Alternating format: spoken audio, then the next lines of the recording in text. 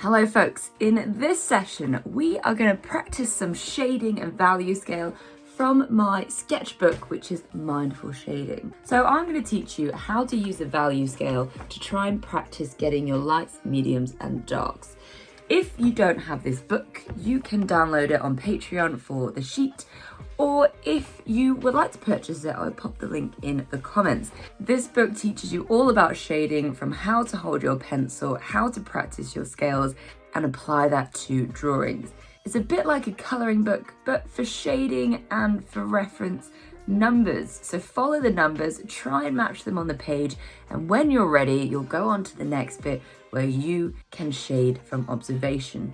If you do have the book, turn to page 16. If you are on Patreon, download the handsheet now. So grab your pencils and let's get started. Let's start with this one here. We're aiming for number 2, which means I want it to be as light as this. And that means I'm going to use my 2B pencil because it's on the lighter side of the scale. So I want to make sure that I'm holding the pencil right at the tip, really far down so that I've got no pressure down there. And I want my lines to stay close together.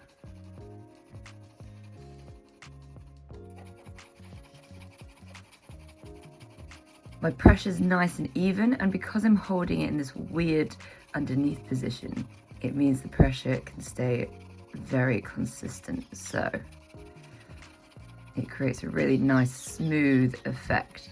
And then obviously it's much harder to get it even at the top and bottom if I'm going vertically. So if I turn my hand so it's horizontal, keep the same position, it shouldn't make the shade any darker, because I'm not able to push down. So I'll just go all the way down to just even that tone. Get inside any nooks and crannies. Rotate the pencil sometimes, just so it keeps nice and sharp and gets on the paper. And then I'll just try and get in these corners.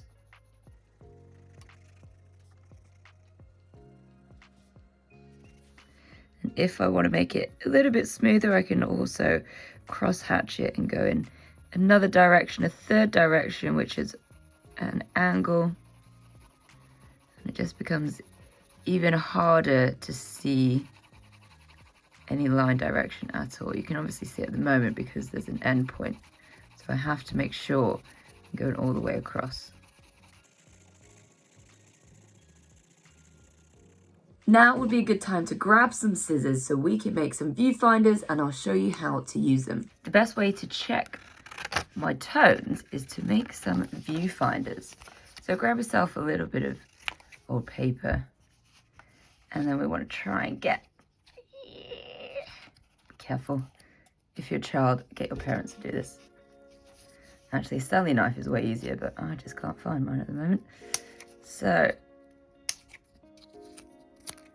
you want to create these little holes inside and make sure it's really surrounded by white. So there's one.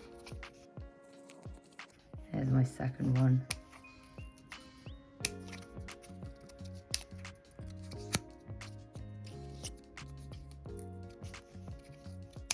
Ideally, they'll be squares, but you know, time is of the essence.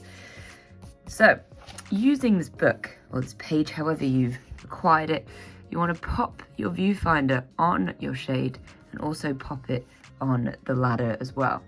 So if I push these down, I can see that I've actually nailed that tone. That is definitely value 2. So use this scale for value 5. So we're looking for a much darker one. Because it's in the middle, you can use either pencil, your 8B or your 2B.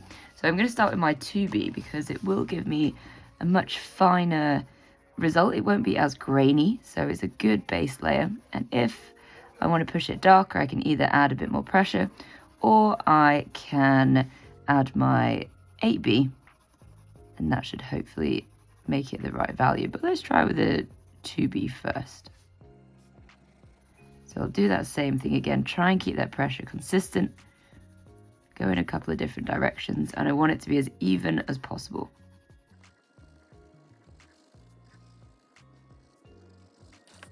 All right, so let's test it. I have a feeling it's a tiny bit too light, but I'll put one there, one there.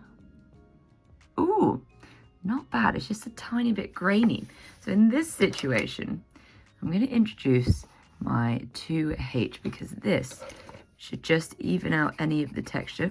I'm not pressing super hard, I'm just adding the same pressure, but what this does is it goes in between the little white pockets on the paper, and that should just make it much more even without making it too dark. Perfect. Okay, let's do value 10. This should be the easiest value. This needs to be as dark as it can go, but we can still mess it up quite easily. So I want to make sure that it's all completely even. Make sure my directions are as consistent as possible because this will show up a little bit more than the other ones just because it's basically shading completely with metal. Now, the only trouble is this pencil will not get as black as the scale. It will get very, very close. So just push as hard as the pencil can go. And the max, whatever the max is for that pencil, then that will be the blackest it could be. That will be 10.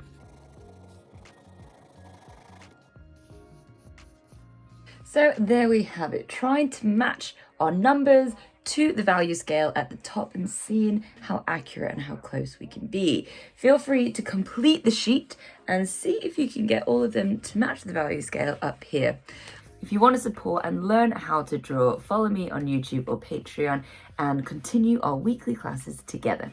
Well done, team, and I'll see you next week for another lesson.